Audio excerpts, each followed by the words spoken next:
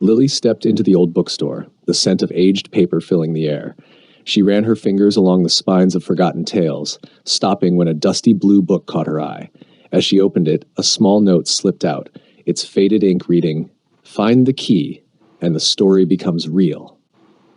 Her heart pounded. Was it just a prank, or had she stumbled upon something truly magical? Lily glanced around the bookstore, but no one seemed to notice her discovery. She picked up the note, her fingers trembling. "Find the key?" she whispered to herself. Flipping through the pages of the dusty blue book, she found no more clues, just a story about a hidden door in an ancient library. Determined, she hurried to the front desk. "Excuse me," she asked the elderly shopkeeper, "do you know anything about this book?" The man adjusted his glasses and smiled. "Ah, you found it at last," he said. "But the key isn't here. You'll have to follow the story to find it." Lily's heart raced. Was this just a game, or was the book leading her to something real? Lily clutched the book tightly as she left the shop, her mind racing with possibilities. If the story held the key, then she needed to read it carefully. That night, under the glow of her bedside lamp, she turned to the first chapter. The tale spoke of a girl who discovered a hidden door behind an old oak tree in the town's abandoned library. Could it be real? Lily's pulse quickened. There was an abandoned library on the other side of town. The next morning, she set off, the book tucked under her arm. When she arrived, the towering building stood silent and forgotten, vines creeping up its stone walls. She hesitated for only a moment before stepping inside. Dust swirled in the air as she walked through the empty halls.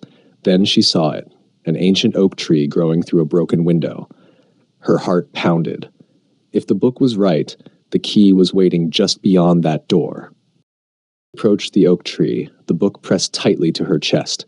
Its gnarled roots twisted across the floor, and just behind its thick trunk she spotted a small wooden door, almost hidden in shadow. She reached for the handle, but it wouldn't budge. Suddenly, the book in her hands grew warm. The pages fluttered open on their own, landing on a chapter titled "The Door and the Key." Beneath the title was a riddle. The key is not metal, nor carved from stone, but found when you're brave and standing alone. Speak the words only the reader can say, and the door will show you the way. Lily swallowed hard and whispered, "I believe in the story." A soft click echoed through the room. The door creaked open slowly, revealing a spiral staircase glowing with golden light. Lily stepped forward, not knowing where it would lead, but certain that her adventure had only just begun. Lily stepped closer to the oak tree, her breath shallow. The door behind it was real, just like in the book. She reached out and touched the rough wood. Cold, solid, real. Her fingers trembled as she pushed, but it didn't move. Then she remembered, the story said the key wasn't a thing, but a choice, a belief. She closed her eyes and whispered, "I'm ready." Suddenly, the door glowed softly, and with a quiet click, it creaked open. Light spilled out, golden and warm. On the other side was a staircase, winding down into a place that looked like it belonged in a dream. Books floated in the air, shelves stretched up into the sky, and soft voices echoed like wind through pages. At the heart of it all was a table, and on it, a new book with her name on the cover. Lily smiled, stepped forward, and opened it. The pages were blank, waiting for her story to begin.